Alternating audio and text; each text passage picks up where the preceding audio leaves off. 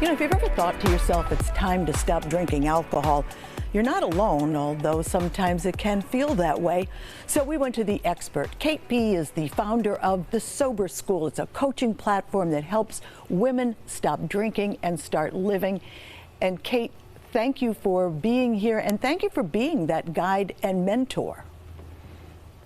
Well, thank you for inviting me. It's a real honor to be here, and it's a pleasure to talk about this because I think we don't talk about women's struggles with alcohol enough.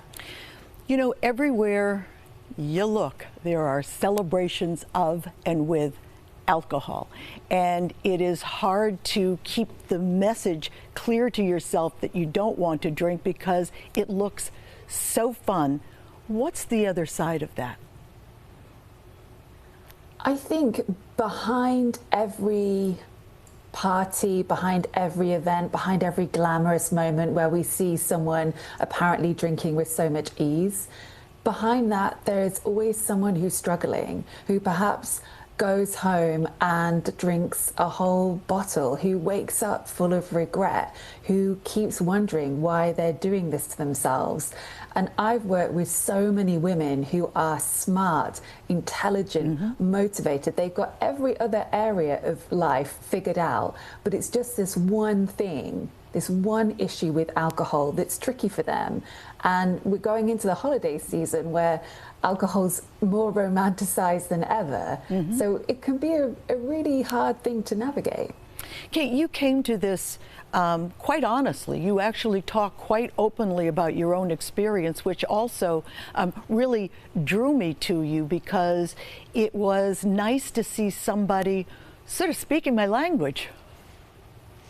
Thank you. Yeah, when I was struggling with my drinking, my biggest challenge was I tried to go to AA meetings and they just weren't a great fit for me personally. They're good for other people, but not for me.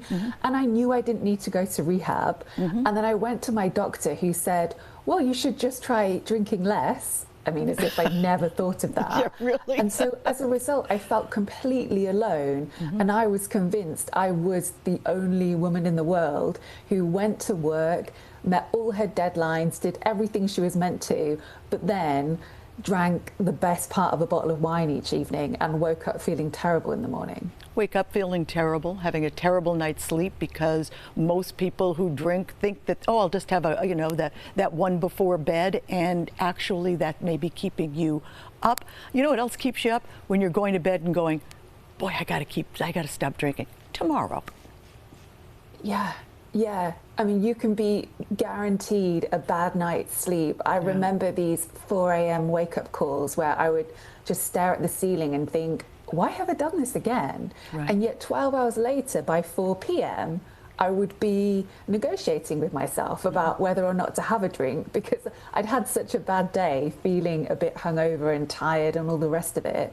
And there's so much pressure on women generally. Yes. I think we've got to have great compassion for ourselves as to why we might end up with a drinking issue, because alcohol's presented to us as this solution to so many different problems. So we've got to be kind to ourselves. And you know, as adults, it's a place where people gather, and I think that you start to go through the checklist of all you're going to be missing if in fact you give up alcohol. I won't be as funny, I won't have my edge, I won't have a place to gather where people aren't trying to foist alcohol on me.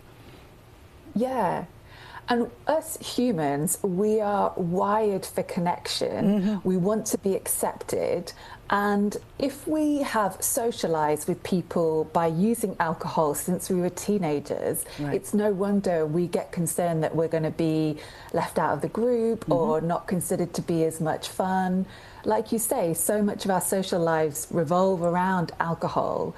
That was a big transition for me to get that confidence in realizing, oh, I could go out and have a good time without drinking. And actually, my best friends, the good people, they don't care what's in my glass. Well, that's a good point. So you have a blog, you have, what else do you do for outreach that people can find you and sort of find that inspiration? Thank you. So the best place to find me is at thesoberschool.com. I've got some free guides on there to help people with wine o'clock. I've got pep talks for people to listen to.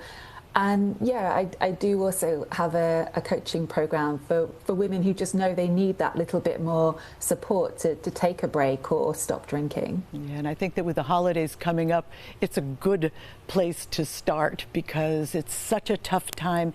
And maybe people will think as I enter the holidays, maybe I'll make that decision as opposed to I'll wait till the holidays are over.